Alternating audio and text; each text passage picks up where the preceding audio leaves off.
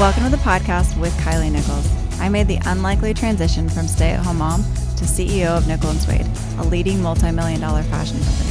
At Nickel & Suede, we empower the everyday woman to step into her story more boldly, one life-changing accessory at a time. The goal of this podcast is to inspire you through my story and the stories of other powerhouse women to live the best version of your life. So grab a notebook, grab a pen, and get ready to get started with Kylie Nichols. Hey guys, happy Friday. Welcome back to the podcast. We've got a lot going on here today at work while I'm recording. You may hear a few bangs and bumps. We've got desks going in next door to my office, which is really exciting. It means we're growing. We have, new places to put people for officing. And then we've also got our biggest promotions of the year happening today. Buy one, give one, nickelandsuede.com. And it's the most fun promotion. I love it because you get a pair of earrings to give away for free. So you buy one pair and you can get a second pair for free to give away. So it's a really fun promotion. It's just fun to be able to help all of our customers do something nice. So if you haven't checked it out, that's going on today. And so everyone's running around just like trying to last minute pull everything off and get it together. So appreciate the team because that allows me to still record a podcast today. So today's podcast, actually September marks really a year from me starting working as a full-time working mom. So about a year ago, I made the transition. It was kind of an abrupt transition, but I really switched from being a stay-at-home mom to a working mom. And I wanted to talk about that today because I've had questions about that, and I get questions all the time like, how do you do it all? You have 5 kids, a dog, 2 cats, and you run a business with your husband. Like, how does that even work? So yes, there's like a lot of logistics to that. There's also a lot of like psychology to that and lots of just how did that work? How did that go? A lot of people who are maybe listening to this podcast or have followed me on social media have been with me and my family for years now. And when I started blogging and I started everything that really put us on the internet, I was a stay-at-home mom and had little kids. And so obviously things change over time. But how did that happen? Like, what does that look like? And so today really I've got a little bit more storytelling than anything about how our life works, how that transition's been for me. So when we started Nickel & Suede, I really feel like that was the cliff. People say, oh, you start a business, you're jumping off a cliff, you're jumping off into the unknown. And that really was Soren's time to jump off a cliff. He quit his job the day that we started nickelandsuede.com. And so he really went all in on the business and all in on what we're doing. I still had the ability to be at home with the kids because we started in our basement from our house. We were making and shipping, and really we started our business out of our home. So that was honestly perfect for me because I wanted to be a stay-at-home mom. When I was growing up, I had a stay-at-home mom. I've got 5 siblings, and that was really my reality, my normal. And so that was really what I expected to do with my life as we had a family. Soren would go to work, he was an accountant, and I would stay home with the kids. And so that was the example that I saw and really what I felt like was my normal. So as I became a young mom, I've talked about this a little bit, but when I first had my first couple of kids, I say a couple because we have a million. But when we first had kids, I kind of just said, okay, great. Like, I'm going to not go to the master's program I was planning to apply to. Like, I kind of just fully resigned, feels like a bad word, but I just like made the choice. Okay, now's the time that I'm starting being a stay-at-home mom.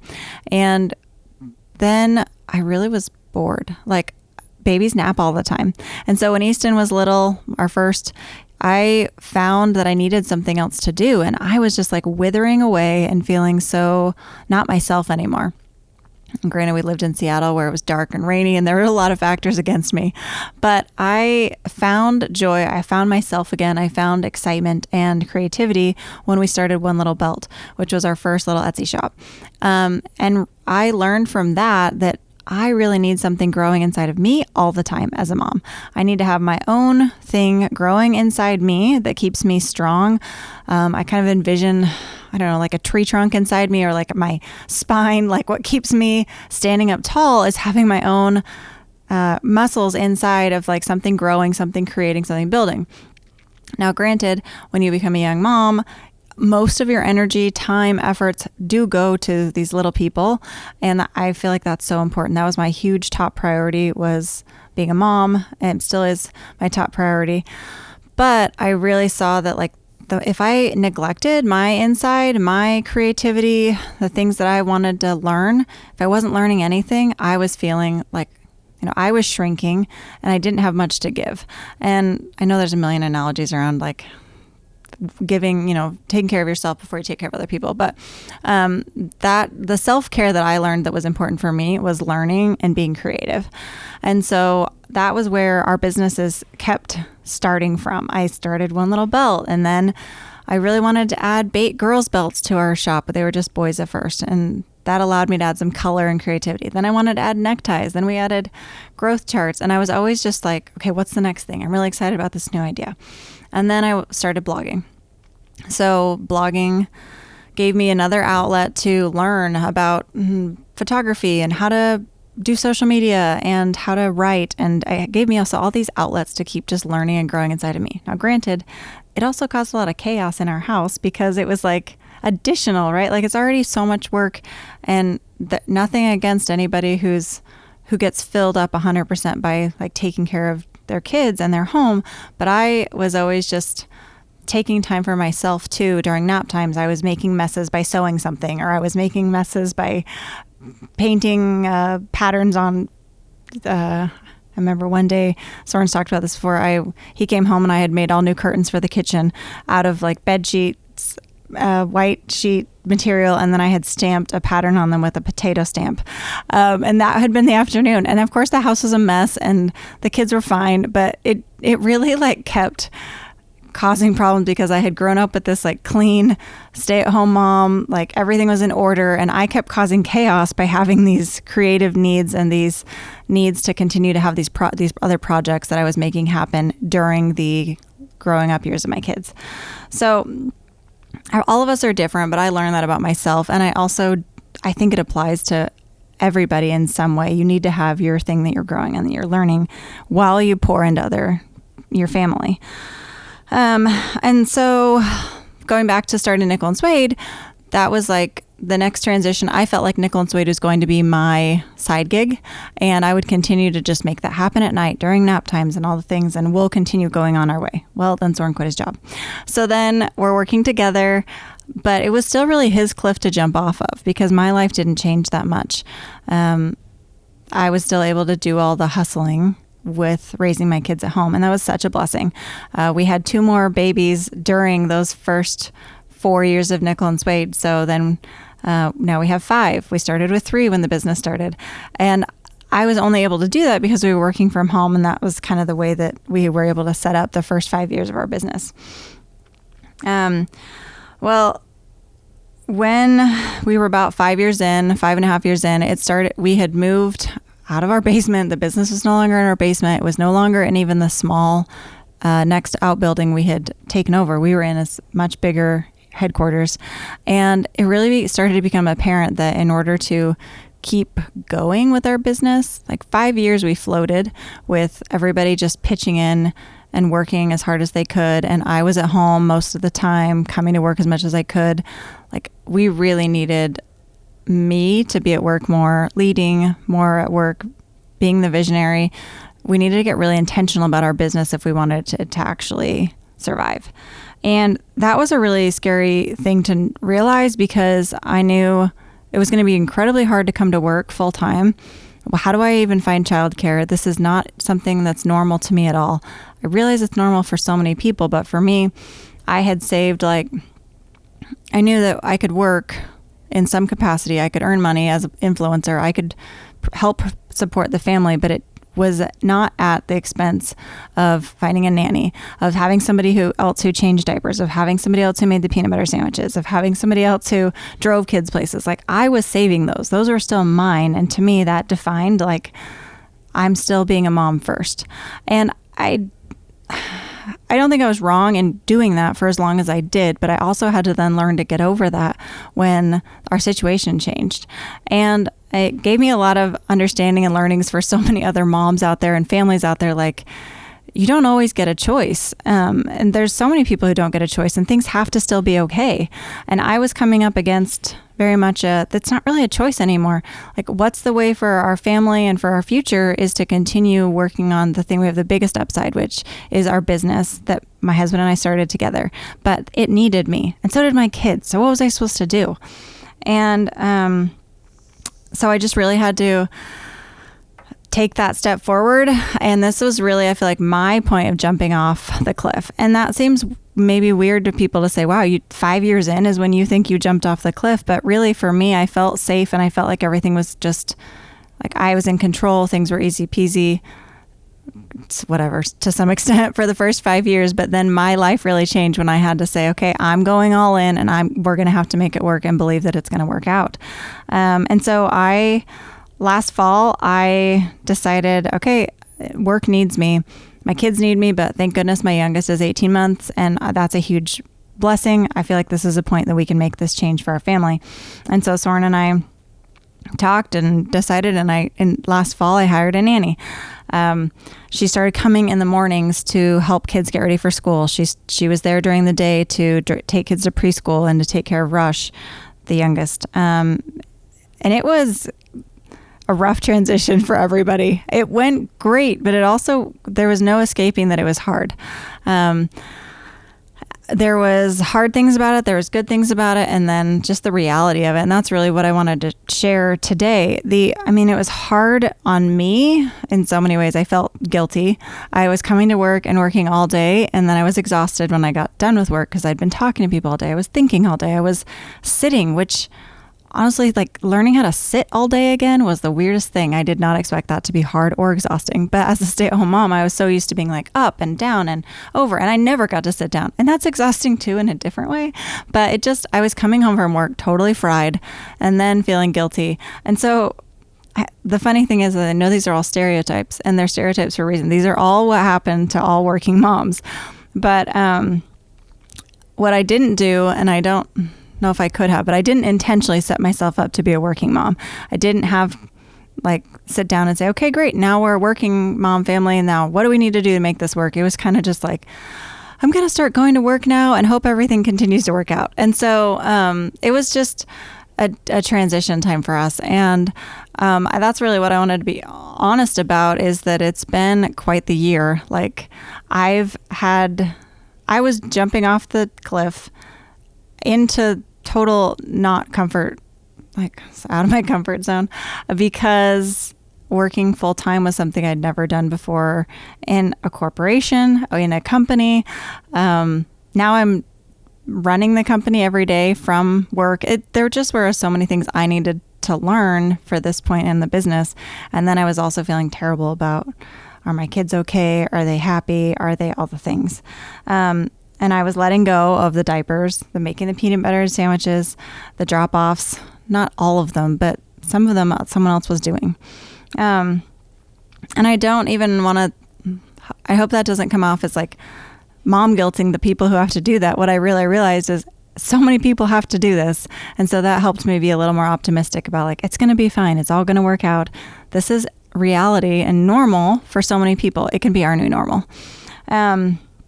And there were good things about it. We found a great babysitter, and the kids loved her, and she was so responsible. And we have a great one right now. And, I would ask for additional help when the kids were sleeping, or she would ask for, what else can I do? And dang, she can iron clothes better than I can. I'm like, I don't even ask her to iron clothes, but I'm like, thank you. I can't even iron like this.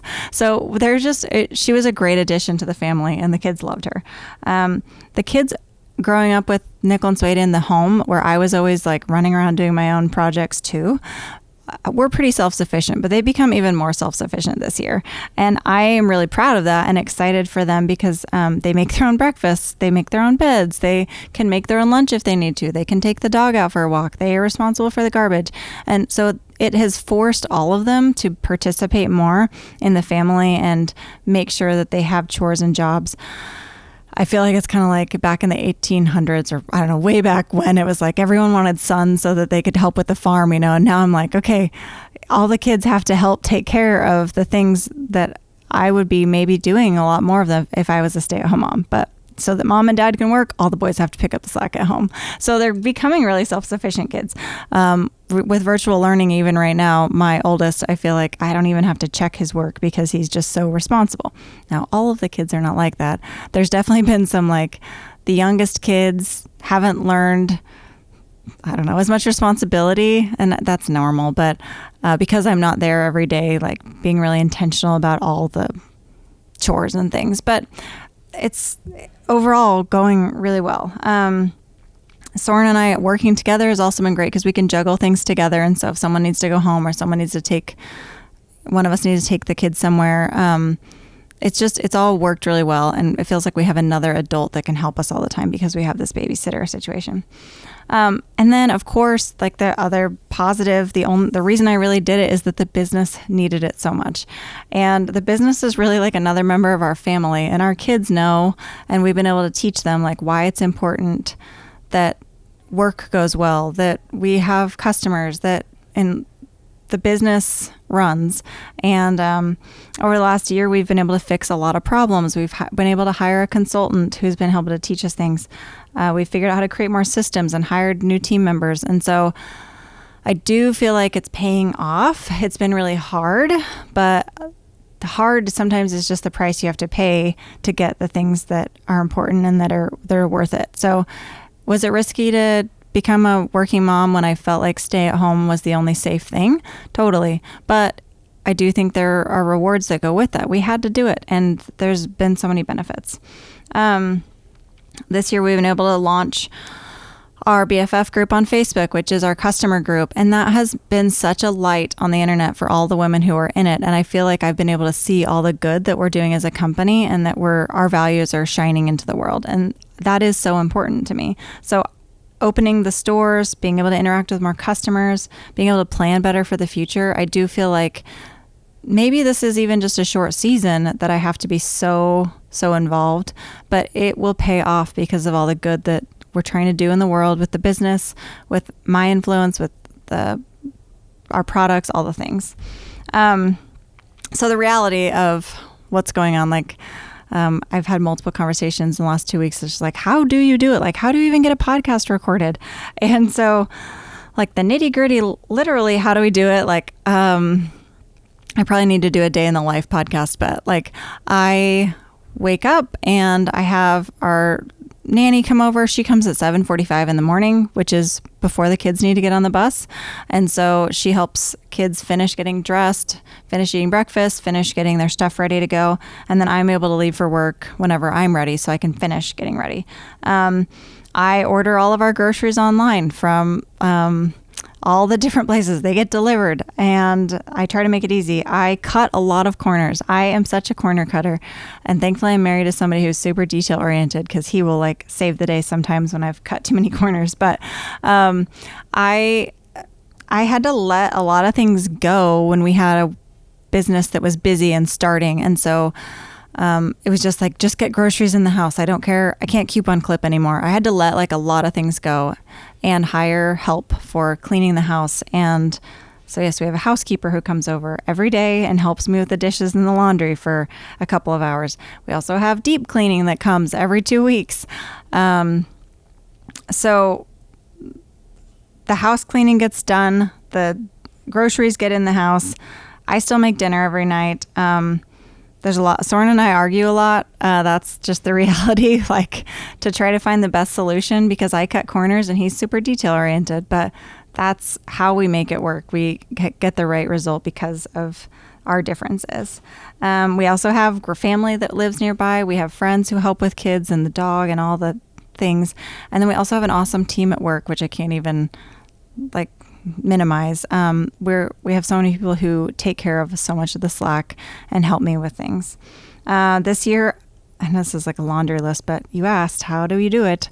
This year I hired a mindset coach. I've mentioned her a few times to really help me try to like change how I'm thinking about a lot of situations so that I can be more optimistic, more confident, believe in the possibilities and just kind of like get through some of maybe the mental blocks that I have, even about whether it's being a stay-at-home mom or about money or, all the things like the shoulds. So just getting through those mental blocks. And then everything that's little really adds up. So everything I talk about on the podcast, I talk about writing down our goals. I talk about small steps, like all those things really add up. And so do I have a podcast now with 40 episodes? Yes. But that's because we just decided to baby step into it last summer, and now here we are. So I'm a big believer in just doing a little bit to get something started and then building on that. And that's how it happened. So how do we have 5 kids? Well, we had one first, and then we had a second, and then we had a third. And like I acclimated as we went. It's been the same with the business. Like you just acclimate, like your abilities just continue to grow. You figure out how to fit more things into the trunk of the car, the more things that you acquire. So, it's definitely chaotic. It's definitely embarrassing sometimes. I feel like we're the embarrassment of our neighborhood because we haven't perfectly trained our dog. The light bulbs on our house are way too bright. Like Soren changed them a year ago, and it was like, oh gosh, those are like, it's like it just lights up the whole neighborhood because of our one dang house. But we don't have time to change them again. So I feel like there's a lot of things. It's like if you look under the rug, oh crap. But we just make it work, and we have to be super flexible and graceful about like, oh, well, there's popsicle wrappers on the floor of the garage. Maybe that's what the kids ate for lunch today. But like, I just have lowered my standards in a lot of places, or it all evens out. So that is something I try to really share on Instagram. If you follow me on social media, I really try to share, like, I think giving you permission to just do the things you need to do to make things work. And, you got to keep your priorities straight. So I'm really always trying to pay attention to how happy are my kids? How's their behavior? Is there something I'm missing?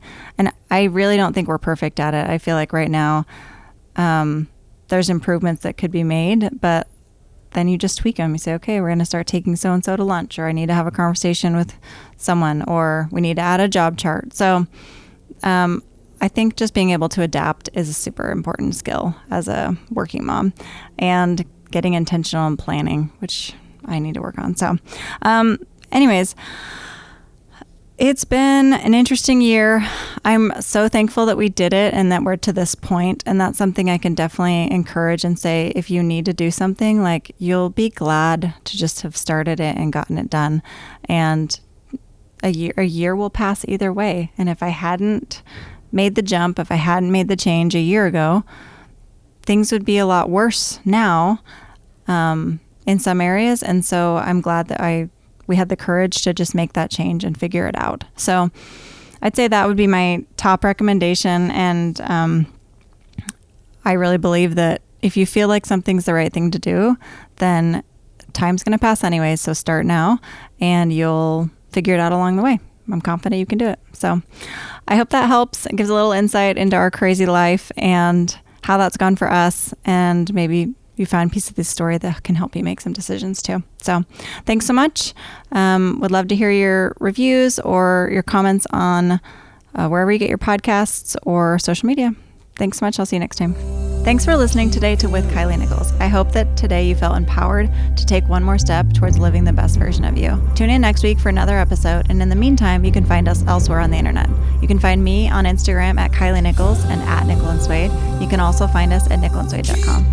Thanks so much, and I'll see you next time.